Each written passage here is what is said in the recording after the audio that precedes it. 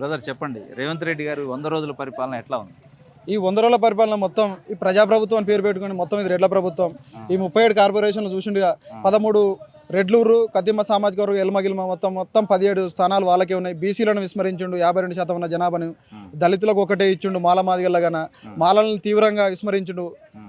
మాలల కనీసం ఒక్క కార్పొరేషన్ గత ప్రభుత్వంలోని కార్పొరేషన్ చైర్మన్లు సమన్యాయంగా ఇచ్చేది, కానీ ఈసారి మాలలకు ఒక్కటిగానే కేటాయించలేదు. ఈ ప్రభుత్వాన్ని చూసుకుంటే ముమ్మాటికి ఇది సామాజిక న్యాయం పాటించట్లేదు. దయచేసి రేవంత్ రెడ్డి ఇప్పటికైనా కళ్ళు తెరవకపోతే రేపు పార్లమెంట్ జరిగే ఎన్నికల్లో నీకు తగిన బుద్ధి చెప్తాం. కళ్ళు తెరిచి బట్టి విక్రమార్క గారు ఎక్కరు రండి, మీరు దళిత ఉప ముఖ్యమంత్రి అంటారుగా, మీ స్థానం ఎక్కడండి? అక్కడ యాదాద్రి పోయినప్పుడేమో మీకు కావాలని నేను కింద కూర్చున్న దైవంతో అది అని మీరే సంజాయించుకుంటున్నాను. నేను 2వ స్థానంలో ఉన్నా, అన్నీ నాది అది అని ప్రగల్భాలు పలికితిరి. ఇప్పుడు తీరా చూస్తే నిన్న ఇఫ్తారేందులో చూసుకుంటే ఖర్జూర పండు ఒక అసహ్యుద్దీన్ ఓవైసీ కానీ మేము దినిపించట్లేడు. తర్వాత వచ్చిన ఆడ పొంగిలేటి శ్రీనివాసరెడ్డి మీ రెడ్డి ఆయన వచ్చి ఆయన దినిపిస్తే రేవంత్ రెడ్డి సపోర్ట్ చేయట్లేదు. కానీ నిన్న చూడు మన గవర్నర్ ప్రమాణ స్వీకారం నూతన గవర్నర్ ఏర్పడితే అక్కడ మీరు ఎక్కడ ఉర్రు? అసలు దళిత ఉప ముఖ్యమంత్రి ఉండి మీరు అసలు రోజు ఎక్కడ పోతుంది? ఇది దళితుల మీద దాడి అనుకోవాలన్నా, బహుజనుల మీద దాడి అనుకోవాలన్నా? మేము అసలు ఏం చేయాలి?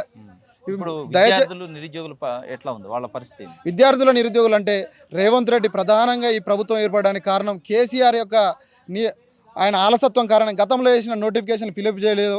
దాని వల్ల నిరుద్యోగ కుటుంబ సభ్యులు, నిరుద్యోగులు, యావత్ ఉస్మానియా యూనివర్సిటీ విద్యార్థుల యొక్క కృషితోటే నువ్వు ఈరోజు ప్రభుత్వం ఏర్పడ్డావు. ఆ రెడ్డి ప్రభుత్వానికన్నా మా యొక్క ఉస్మానియా యూనివర్సిటీ విద్యార్థుల త్యాగ ఫలంగానే యావత్ తెలంగాణ యూనివర్సిటీ, తెలంగాణలోని అన్ని యూనివర్సిటీ విద్యార్థుల త్యాగ ఫలంగానే ఈరోజు ఆ చైర్లో కూర్చున్నావు రేవంత్ రెడ్డి.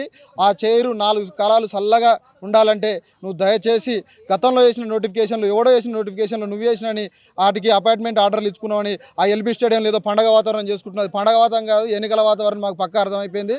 దయచేసి రేవంత్ రెడ్డి 2 లక్షల ఉద్యోగాలు అన్నారు, జాబ్ క్యాలెండర్లు అన్నారు, రిలీజ్ చేస్తున్నారు. దయచేసి మీరు ఆ జాబ్ క్యాలెండర్ ఎన్నికల తర్వాతనైనా, ఇప్పుడు ఎన్నికల కోడ్ అంటారు, దయచేసి అర్థమైందా?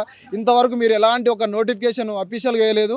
మీరు వేసిన నోటిఫికేషన్ ఏంటంటే గ్రూప్ 1లో ఇంతకుముందు గత ప్రభుత్వంలో వేసిన అవి లీకేజీలు అని, కోర్టు కేసులు అని అన్ని తెలంగాణ యావత్ సమాజానికి, విద్యార్థి లోకానికి తెలిసిన విషయమే. మీరు 503 ఉన్న పోస్టులకు ఒక 60 పోస్టులు కలిపి 563 పోస్టులు కొత్తగా మీరు వేసిన ఈ మీ 100 రోజుల ప్రజాప్రభుత్వంలో మీరు వేసిన పోస్టులు ఏంటంటే 60 పోస్టులు మాత్రమే. గ్రూప్ 2లో కన్నా 3000 పోస్టులు పెంచాలా, గ్రూప్ 3లో కన్నా పోస్టులు పెంచాలా. ఇప్పుడు రిటైర్మెంట్లు ఉంది, గతంలోనే పెంచిన ఉద్యోగ పదవి వివరణ 3 ఏళ్ళు కన్నా వాళ్ళ దగ్గరలోనే వస్తుంది. మొత్తం ఆలస్యమైన ఏం లేదు, ఇంకా 2-3 నెలలు లేట్ అయినా ఏం లేదు.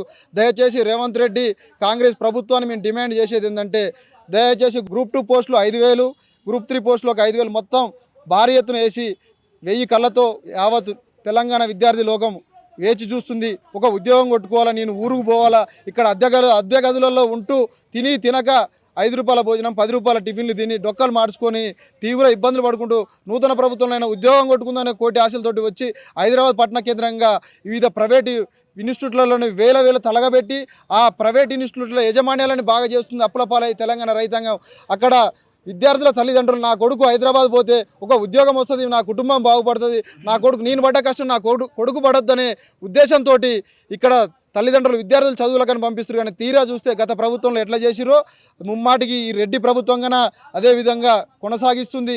విద్యార్థులను దెబ్బ కొడితే రేవంత్ రెడ్డి మీకు మళ్ళీ తెలంగాణలో పుట్టగతులు ఉండవు. రేపు ఎంపీ ఎన్నికల్లో కన్నా మేము తగిన బుద్ధి చెప్తాం నిరుద్యోగ లోకాల తరపున.